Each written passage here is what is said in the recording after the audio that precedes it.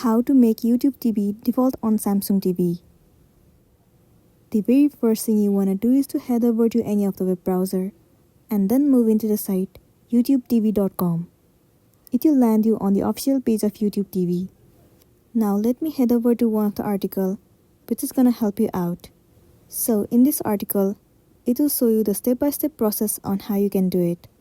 It says the very first thing you want to do is press the home button on your remote control and then head over to settings.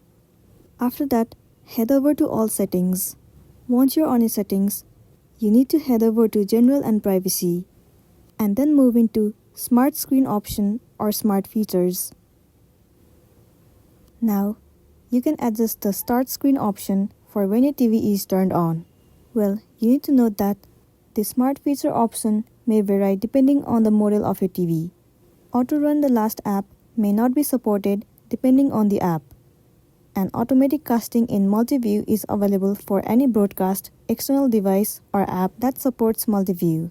This way, you will be able to make YouTube TV default on Samsung TV.